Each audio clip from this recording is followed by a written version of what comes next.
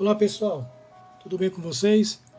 Aqui quem fala aqui é seu amigo AJG, do canal AJG Verdadeiros Adoradores, trazendo essa série maravilhosa que Deus pôs no meu coração, que seria todos os livros da Bíblia, seriam o quê? Instruções dos livros. Quando você for ler Mateus, procure ouvir o áudio de Mateus. Mas para que é, né, seriam essas instruções? Para a gente cada vez mais e mais conhecer o Senhor.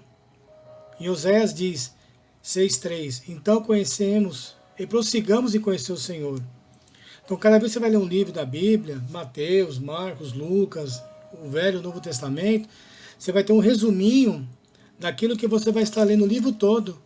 E quando você for ler o livro todo, você vai ter um entendimento melhor da palavra de Deus. Tá bom?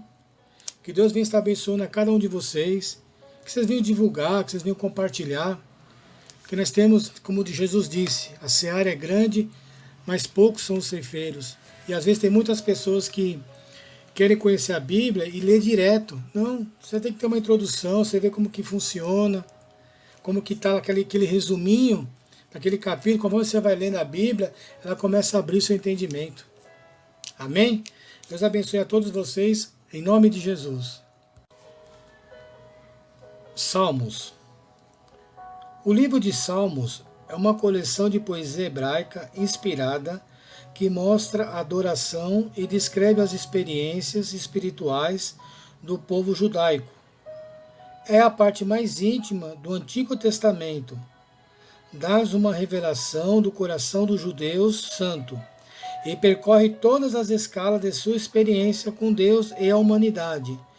Nos livros históricos vemos Deus falando acerca do homem, descrevendo seus fracassos e seus êxitos.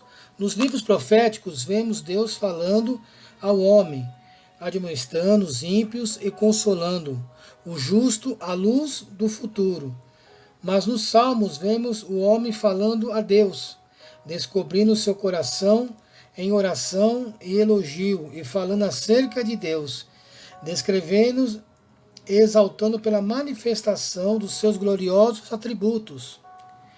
Enquanto o santo do Antigo Testamento fala desta maneira a seu Deus, fosse qual fosse a sua experiência, fosse de prosperidade ou adversidade, bênçãos ou castigo, ou exaltasse mais elevado ou desalento mais profundo, sempre predomina uma nota por toda a sua adoração a louvor.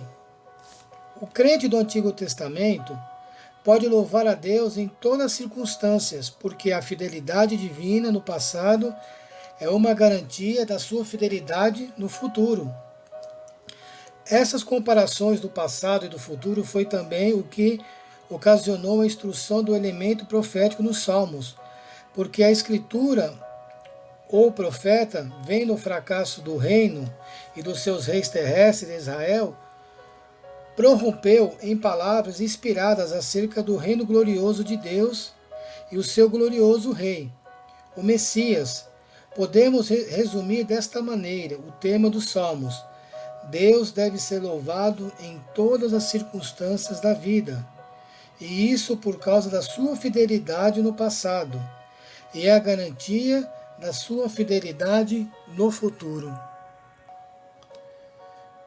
Os autores, muitos dos salmos são anônimos e têm dúvida quanto à autoria de alguns. Os autores geralmente reconhecidos são os seguintes: Davi é considerado o autor dos 71 salmos que levam o seu nome. Asaf, o diretor do serviço do coro do templo, no templo de Davi, que também é profeta. Salomão, o rei de Israel. Moisés, o chefe e legislador de Israel. Remã, cantor e profeta do rei. Esdras, um escriba que ensinou a lei dos judeus depois do cativeiro. Etã, um cantor. Ezequias, rei de Judá. E os filhos de Coré, dirigindo do culto em Israel. E Gedutum, cantor do tabernáculo. A Bíblia hebraica, os Salmos são divididos em 5 livros da seguinte maneira. Primeiro, começa com o Salmo 1. Segundo, começa com o Salmo 42. Terceiro, começa com o Salmo 73. Quarto, começa com o Salmo 90. E o quinto começa com o Salmo 107. Sugere-se que a seguinte classificação dos Salmos: leia os Salmos mencionando nessa classificação. Recorde os 5 pontos principais da classificação. Primeiro, Salmo de instrução.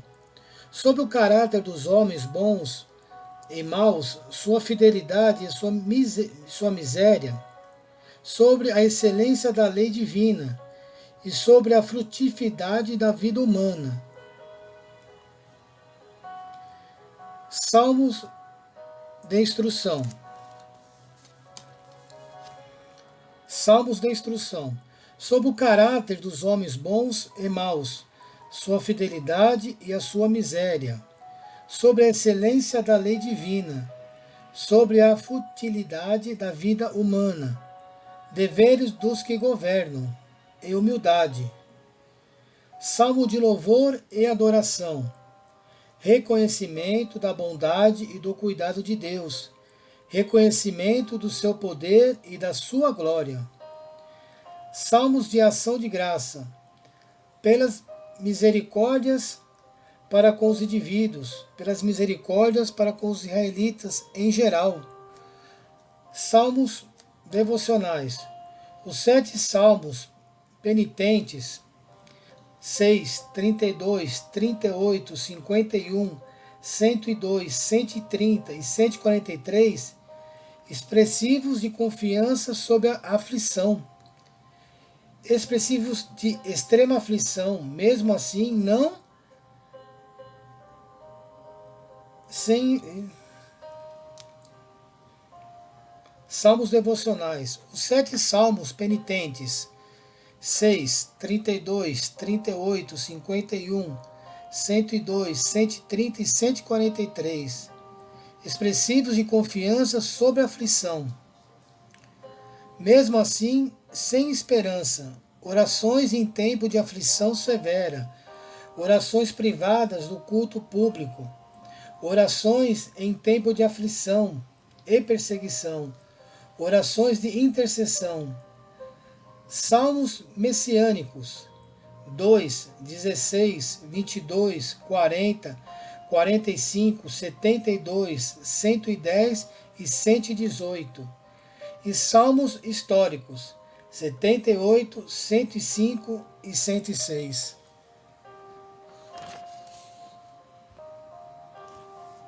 Essas são instruções do livro de Salmos. É bom sempre estar meditando. Antes de ler o livro, a gente está olhando, observando como ele foi feito, como ele é dividido, para que a nossa capacidade venha a crescer mais e mais. Como Oséias disse, prossigamos em conhecer o Senhor. Amém? Deus abençoe a todos, em nome de Jesus.